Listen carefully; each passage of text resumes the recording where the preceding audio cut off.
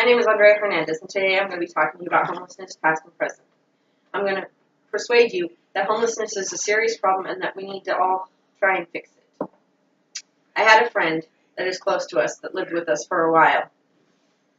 She decided after she had her son, our godson, that she was going to move to Denver with her boyfriend. There were some issues, and they broke up. And unfortunately, because they lived with his mother, her and the baby were kicked out and became homeless. They finally found a woman's shelter to get into until we could get up there for a few days and get them, bring them back home with us.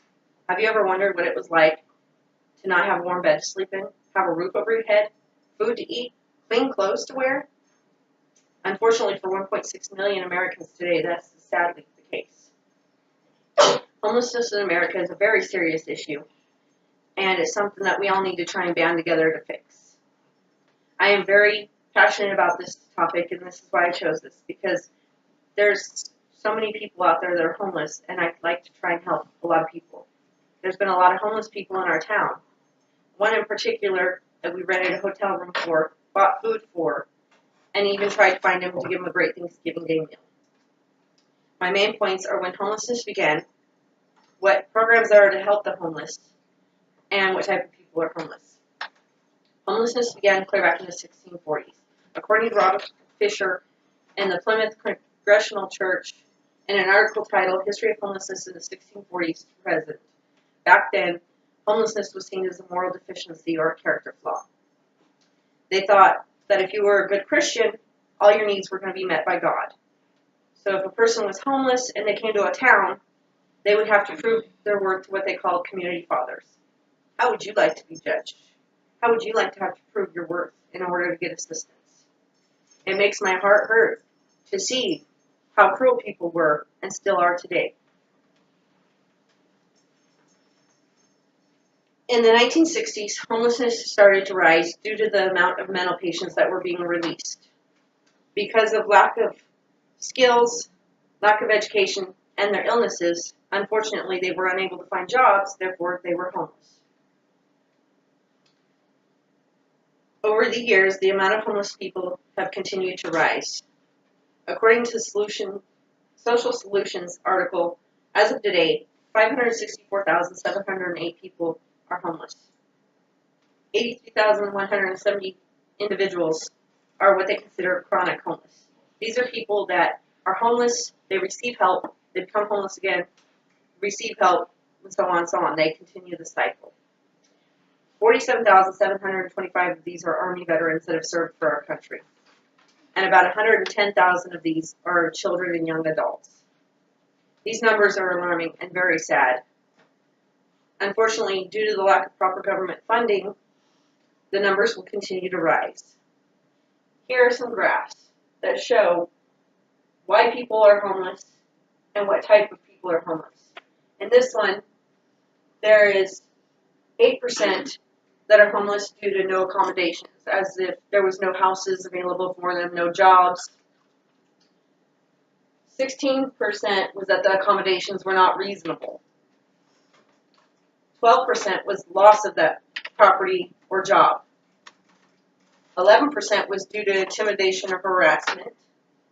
18% was due to relationship breakups or domestic violence. And 24% was loss of accommodations, as such as if you were kicked out of a home or your friends didn't want you to stay with them no more.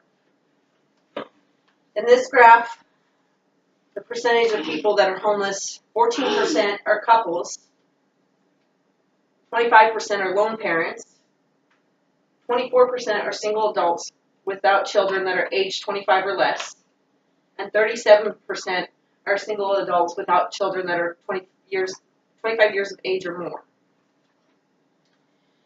Now that you've been shown when homelessness began, we'll move to the type of programs that there are that do help the homeless.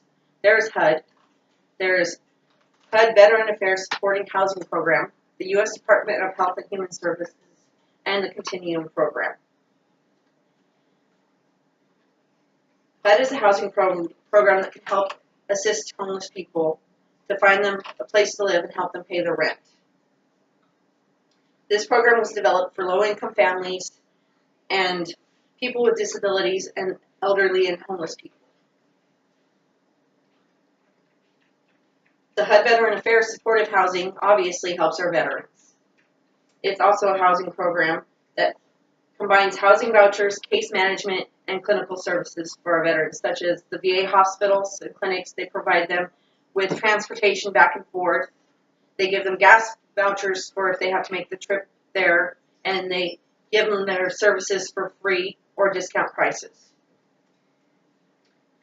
This program was also helped to get them all the help they need for their mental illnesses, such as PTSD and stuff like that. The U.S. Department of Health and Human Services helps people such as food stamps, cash assistance, gas vouchers, and counseling for domestic violence. There are also many churches, soup kitchens, stores, food pantries, and kind-hearted Americans that will help with the homeless as well.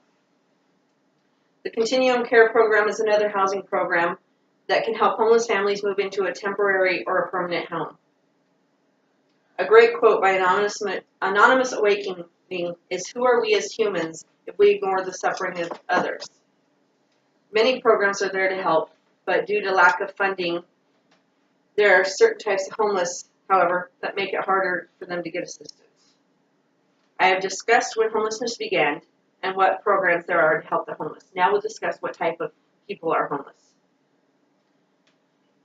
Men, women, children, elderly, disabled, those are all types of people that are homeless.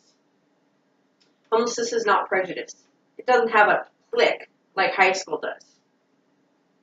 Anyone from a person who loses their job to a person who wants to do drugs can become homeless. A man who worked on Wall Street, a woman who is a lawyer, a runaway teen, a veteran. These are all types of people that can become homeless.